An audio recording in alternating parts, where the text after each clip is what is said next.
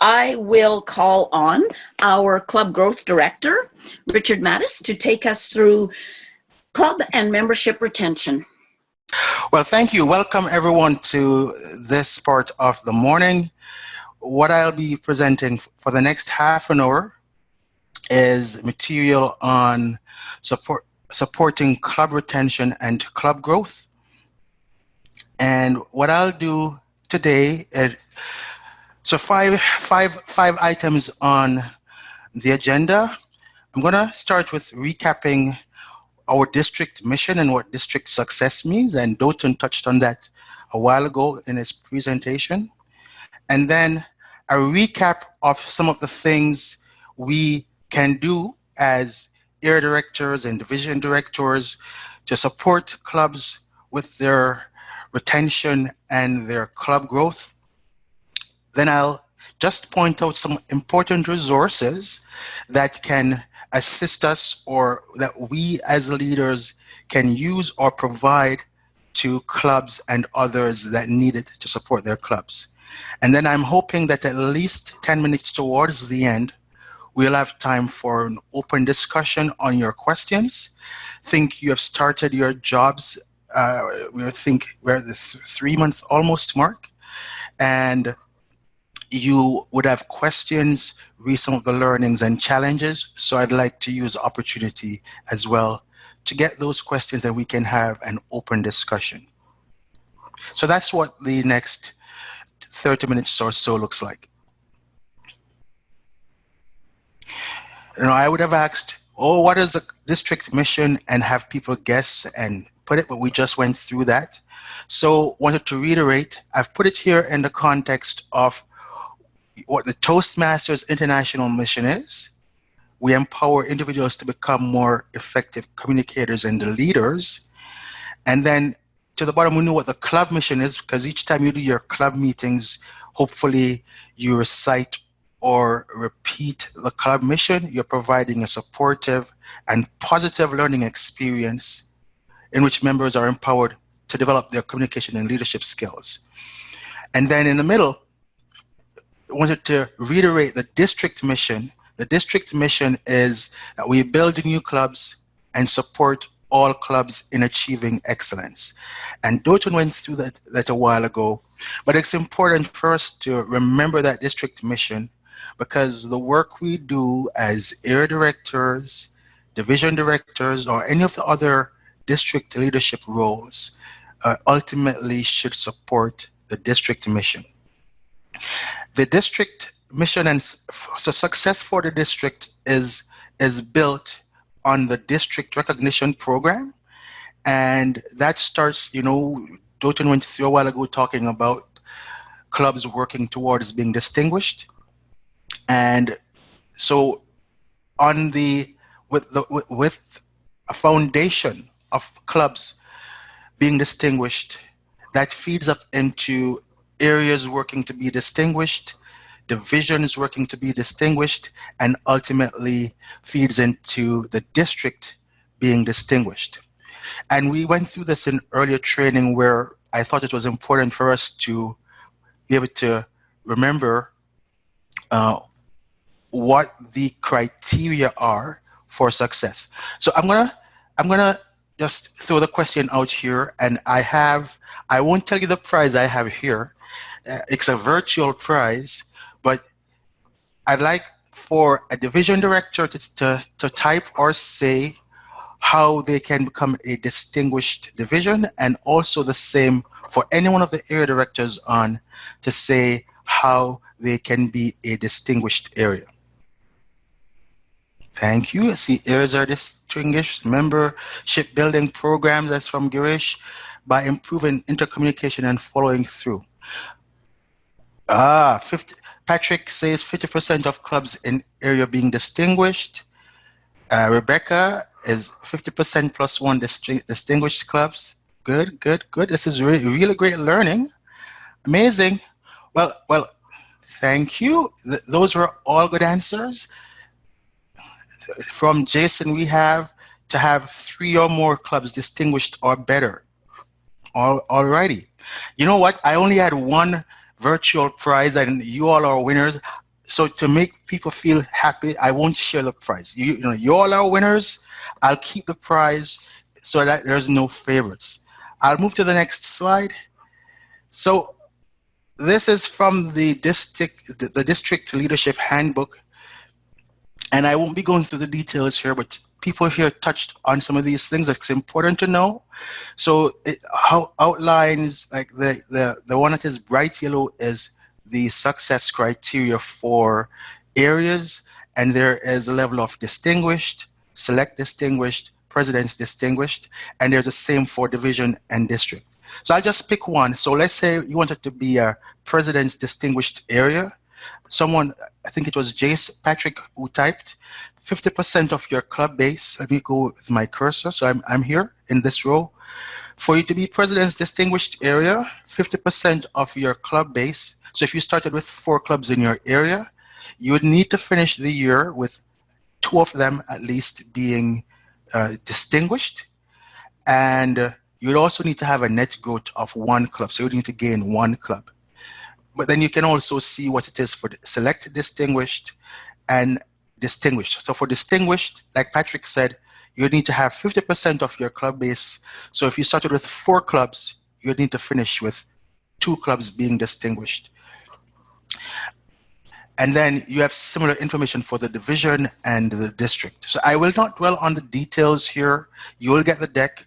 I did go through this in previous training, but I just wanted to reiterate that when you look at being successful, in addition to helping your clubs, supporting your clubs, just like you would at the club level work towards specific goals, then if you can have specific goals based on what is in the district success program, then you can at least know how you're doing towards the goals as you progress through the year.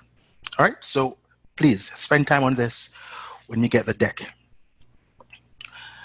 Now we'll move to club support opportunities. There's a question here: as area director, how do I know in advance of a club visit which officers have been trained?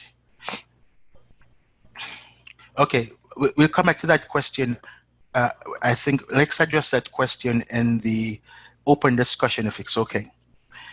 So club support opportunities, just tell me some of the ways that we can support our clubs to help them retain their members and help the clubs to stay in place. Go ahead and type or talk on what are some of the things that we can do as area directors and division directors to help clubs with their retention of members and to achieve, their work towards being distinguished clubs. Remind the members of their goals. Thank you, Patrick. While people are typing, helping the clubs as area directors, helping the clubs with their club success plans. Jason says, assist with building interesting and informative meetings that are fun and educational. How do you do that with online meetings? That's a very good one. What else? Focusing on benefits and what they will learn. Thanks, Oksana. Encourage completion by deadlines. Thanks, Peter. Establish membership building strategies. Excellent. Advertising pathways. Important. Oh, wow. I don't need to be here. You have all the answers. That's amazing. That's real good. Thanks, and thanks for contributing in the chat. So really, really awesome feedback. As district leaders, as area directors, as thank you, Oksana. I feel much better now. as area directors and division directors, we can help the clubs with meeting online. Even though we are 6 months since the COVID lockdown, there are clubs that have chosen not to meet. Like I think Patrick and I spoke with one club that they decided not to meet until after COVID. I think I had exchanges with Rebecca about one of the clubs in her area. So if the clubs are looking to start up, maybe they still can't meet fully in person. We can help them to meet online. We can attend other clubs' online meetings to learn what how to improve online meetings. Uh, Definitely, we can connect with those clubs that seem to not have paid or don't seem engaged. And I've seen evidence of that. Like Rebecca has at one club where she reached out to them and they explained that they chose to wait until after the pandemic. And now we're working with them to say, what can they do to keep their membership? A similar thing I mentioned, Patrick had one. I've gotten notes from the Red Deer area. So we, as area directors and division directors, let us connect with these clubs and see how we can help them to get reconnected. Online meetings, work with them to improve the quality of their online meetings. And in my resources section, I'll repoint. I'm pretty sure that most of us would be aware of it. Toastmasters International website has an online a page dedicated to online meeting support, but definitely whether it is using Toastmasters information or getting other resources, definitely help the clubs with improving the quality of their online meetings while we work towards meeting in person. Club coaches. We just had a club coaching session about a week and a half ago. If clubs in your area if clubs need coaches or help, reach out and see if you can connect them with coaches and coaching resources. You can collaborate with clubs. I know the district doesn't like to lose clubs, but during the COVID period we had, I think it was Highway 49, there was one club that started meeting with another club because by themselves they were just few. So they collaborated with other clubs, and then through the joining with that other club, they had a more successful online meeting. So the collaboration works for the members. Unfortunately, it resulted in one of the clubs deciding to close their club. But certainly, you can also have clubs collaborating, whether it is in online or in-person meeting, until things are back to normal and they can do their own thing. So definitely look at working together. You can have clubs in your areas work together if you look at opportunities for collaboration. Definitely when events are coming up, like some of you would know, I have set up monthly club growth training sessions where we do training on, like it might be speechcraft or club coaching, but definitely whether it be through Club Growth Corner monthly or if it's other trainings that we set up for the district, let's look to link our clubs with training events and resources. And then finally, if you need help, and I'm very happy that people have been doing this as they've worked with their clubs. They have reached out to the club growth director and to the district leaders to get help and guidance on some of the challenges that they meet. So these are just a reminder of some of the items that we can do as area directors and division directors and district leaders to help support our clubs in retaining their clubs and their members. We're currently in our fee renewal stage. We have about 10 days remaining, I believe, for fees to be collected.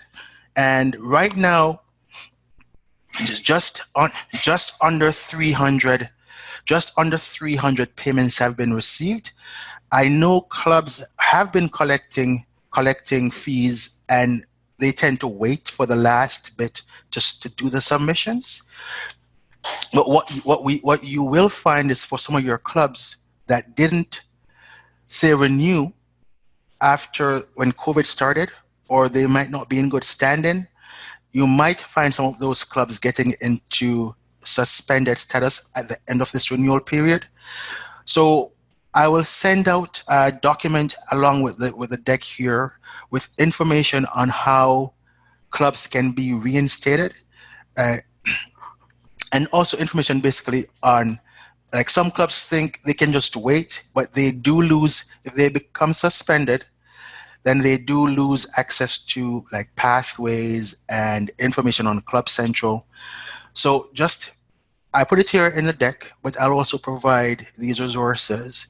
And as you work with your clubs, as we get through this renewal period, you can provide this information or help them to get through what they need to do to get reinstated as quickly as possible. Now we'll go to club growth opportunities.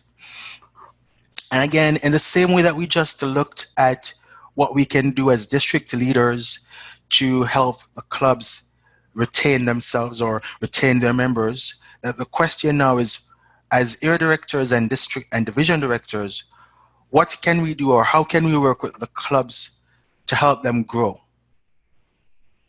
So feel free again to type your suggestions in the chat. And some of the things that you typed before is still useful, but in terms of growing new clubs and growing members, what are some of the things that you can do as a district leader? Jason says, share other club success plans, growth ideas. Good. Gultaj, and I hope I said your name correctly. Do you have minimum members to ensure we have access to pathways? Yeah, we'll come back to that question. Please remind me to speak to that question at the end. Word of mouth and personal referrals. Testimonials. Very good, very good. Well, lots of online presence. Is that Gultaj, is that with social media? How do you get lots of online presence? You can open and talk if you wish.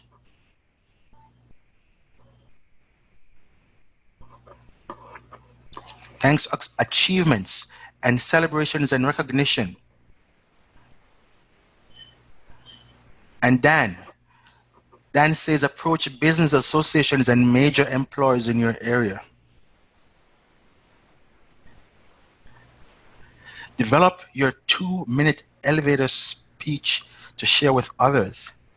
If we have time, we should have 1 or 2 people volunteer to give their 2-minute elevator speech. Thanks for all the contribution. Let's quickly run through what I have on the deck, which covers or touches on many of the things. There's a question about Rotarians joining TM clubs. Let's quickly go through this. And remember to put Q in front of your item if it's a question. But thanks for these contributions. Really awesome feedback to get. We can have promotion events such as Speechcraft and showcases. Like Dan is working with me on the Club Growth Corner monthly meetings, where we will do presentations and have discussions to help clubs with their club growth and retention matters. One of the things that we will present on is Speechcraft, because with Speechcraft, you, for a period of I think about 8 weeks, you run a program, and when you run the program, usually, or the hope is, from the participants in the program, you get members joining the club that hosts or put on the Speechcraft. Demo meetings, definitely part of the work with getting new clubs chartered is to, you go to organizations or you go to these prospective clubs and do demo meetings to show and demonstrate how Toastmasters meetings are conducted, and basically help to demonstrate the value that comes from the meeting process. Corporate interest from existing members is, like Dan mentioned, they're approaching business associations. Sometimes in your area or in the clubs, members might be aware of organizations that are looking to start a Toastmasters club or have interest in improving the communication skills of their employees. And certainly when you see that type of corporate interest, we as district leaders can help to get those organizations approached and then proceed with seeing how we can help them and if a Toastmasters club will be viable. Someone mentioned in the chat about Rotarians. There is, at the Toastmasters International level now, an official alliance with the Rotary organization. And I know in some districts, they have had Rotary members attend Toastmasters meetings, and the hope is that just Toastmasters International has developed a specific program or education package for the Rotary, but the hope is that in terms of the Alliance, we can get membership from them or help to grow our membership. So certainly if you are aware of Rotary organization that you can link with, that can help you with growing some of your clubs. Again, connect with the club growth director and the district leaders if you need help or if you have opportunities to help with starting clubs or if you need to do activities for building membership. Definitely reach out to the club growth area. Like one of the things that I've seen a couple of other districts do as we work with other club growth directors and district leaders is to do a district-wide virtual open house. And that's one of the things that we're looking to do maybe for one of our Club Growth Corner monthly, but certainly it is something that we can also choose to do at a division level or area level if there's an opportunity we see where we can get people to join an online open house. Some people don't like the term open house, but basically it's a showcase, so to speak, and that can generate members, guests and members for clubs in the district or in the divisions or in the area. So these are some of the items to be aware of. And thank you. I'll just quickly read a couple of the items in the chat. Like Rebecca makes a suggestion to be careful not to mine members or to take members away from current club for a new club.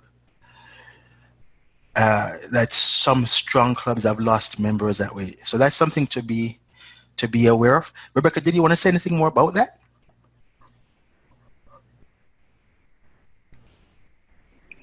Hi, we had, I think, at least charter strength for years. We've been President's Distinguished, my home club, for years. And a couple of the members created a new club. And for a while, people were joint members. And, it's good, actually, the benefit of being a member of multiple clubs. Unfortunately, a lot of those members decided just to stick with one club subsequently. And we are now down to a situation where we may not have 8 members come the end of September. It's quite scary for me. And we've always been a strong club. Last year we didn't reach distinguished because we didn't have 20 members at the end of the year. So I just wanted to share this with everyone. I know we're always trying to create new clubs because of normal recidivism, we have to continue to keep growing. But the concern is we want to market new people more than just existing or dual members, because it can further deteriorate current clubs. Yeah, I agreed that we have to be mindful of. I would agree, definitely. We have to be mindful of impacts to existing clubs, and that's why I'm hoping there are some people that I'm working with towards, if you want to call it a club growth or club growth committees. Certainly, I'm expecting that is going to be in the second half of our Toastmasters year. And, Golitaj types it there that we have to work as a team. And I agree. If we have people who come forward to work, that help to progress on some of these club growth opportunities at a district level, it can definitely help to take away from some of the impacts that we have on existing clubs. And I'm hoping that we will be able to attract. It's a challenging time with this, it's like we're at this cusp of trying to get out of the pandemic. People looking to start meeting in person, but still being online. So there's a lot of challenges to work through there, but I think through challenges, we become stronger. So let's see how it pans out. Thanks for those contributions. So how am I doing for time? I'm thinking, I cannot see my timer. Rena, how much more time do we have? You still got 13 minutes by my clock. Alrighty. So before we get to the open discussion to talk to some of the questions that people might have, in the deck, wanted to point out we do have a wealth of resources on the District 99 website. And so we have club growth webinars, and these are some of the webinars that have been done before and recorded, which look at different themes related to club growth. So it might be to do with the, moments of truth or evaluations or different things that we can do, rebuilding a club. So different things that we can do within the club growth area. So I've included the link on the District 99 website. We also have a club coaching corner area on the District 99 website. And there we have as well a list of documents that club coaches can use, as well as webinars that have been done before that they can leverage to this is what coaches can use, and just people and even clubs can use these webinars as they get tips for how to help rebuild their clubs. I mentioned earlier the Toastmasters online meeting support. The Toastmasters website has their a page dedicated to this, and hopefully we have all seen this as we went through COVID and saw these resources that Toastmasters provide to help us with online meetings. And then last item I have here is we have set up for this year a Club Growth Corner monthly. We're on the last Thursday of each month, except for, I believe, in December and one other month. We will have it a little bit earlier. But the idea is on the last Thursday of each month, we'll have a 1.5 hour session. For each session, we'll do 30 minutes will be used for presentation on a specific topic that can help clubs, coaches, leaders with club growth and retention. And then you can check on the District 99 website calendar, as you'll see we will add them ongoing, but you can always check there or send those calendar items to clubs for them to register. We had a club coaching session a week and a half ago. We had 15 people or so attend, and we had 5 past coaches who were successful, including District 42, so that's Southern Alberta and Saskatchewan. We had their club growth director join as well.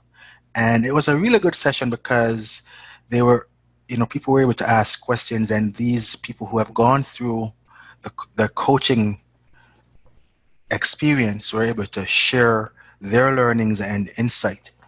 And so it was a good session, and I'm hoping that for the other sessions that we'll do monthly, that we can provide similar type of value to our clubs, members, coaches, district leaders on different topics.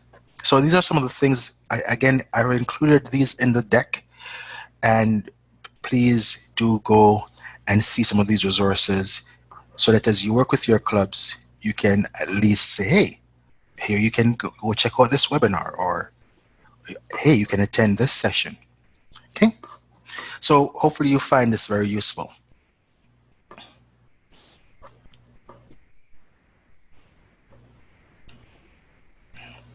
So I think based on Arena's last update of 13 minutes, I'm going to estimate we have about 9 or 8 minutes where we can talk Yep, openly. I'm showing 8, Richard. Okay. So why don't we There's been a lot of comments. If you're asking any questions, again, put Q in the question, but I'm going to invite us. I can't see the images very well, so I'm just going to trust my ears. If anyone has any question, just open your mic and let's be as concise as possible when we ask the questions or provide responses. Who wants to go first with a question? Linda here. Can I ask first? Go ahead, Linda. Yes. For a club that I've requested a club coach for them, and none has been assigned yet, is there a waiting list here in Division E, or do I have to jump on your head to do this, get this happening, Richard? Please reconnect with me. Sure. I'll see from the list of, we have people who have expressed interest, and but there's also where they are. So we have people in depending on where. So let me see from the people so far, who if we can find someone to connect with your club. But please just relink with me on that. I will. Thanks, Linda.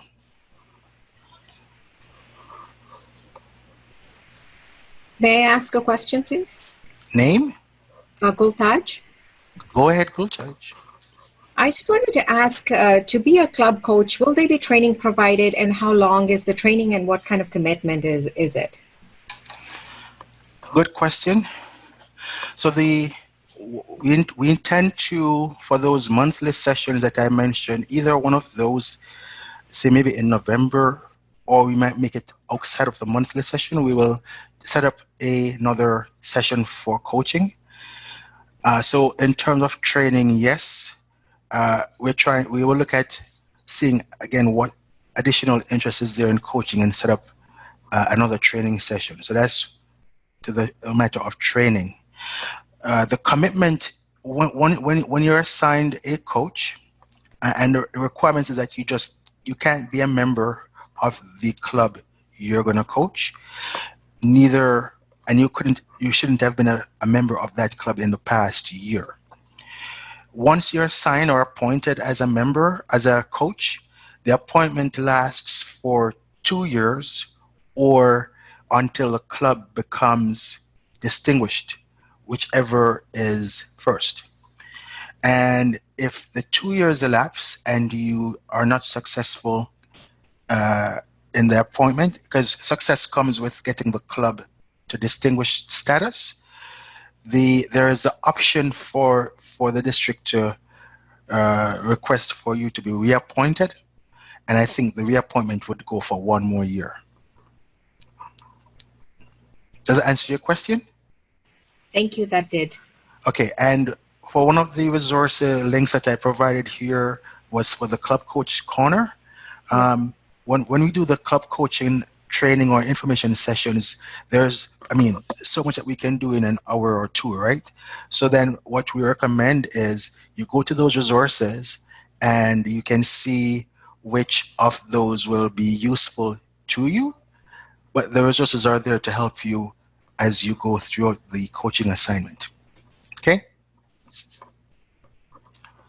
Hi, Richard. Can I ask a question? Go ahead, Joan. I have a club right now that only had 3 paid members as of the end of March. Is that Devon? Yes. They're trying to figure out whether they can revive this club.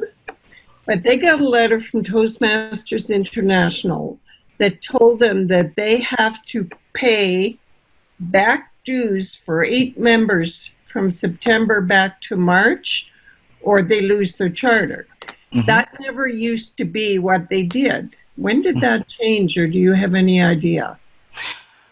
I am learning some of this as well, and one of the slides that I showed there about how to reinstate a suspended club, it does have a note on it that says just what you said a while ago, but it seems to suggest that there's an option if you can't pay for specifically for 8 members for the previous periods. There is a provision where you can pay $360 and it's in the list, it's in the document there a while ago. So I'm thinking that if the club has in their reserve, so to speak, some funds, maybe that's one of the avenues that they could approach it with. So let's take, for example, Devon. The first thing is that they need to be able to get up to 8 members to renew to be going now, and then to take care of the past, let's call it the past obligation. Hopefully this $306 would take care of that. But you know the clubs in trouble don't have money in the bank because they haven't had enough to keep money in the bank. They've been spending. Yeah. I know in 2014, I revived a club, Mm-hmm. and all I had to do was have 8 paid members by the next pay period. There was never any requirements. So I think this is going to hurt Toastmasters in the long run, because clubs will fold, especially during COVID. I'm not sure why they're doing this, because if 1 or 2 members have to come up with that money to keep the club alive, why would they even go looking for other members? Yeah, this is a challenging. This is definitely a challenging item It really is. at this point. So that club has got, what, 2 weeks now? And then they're gone.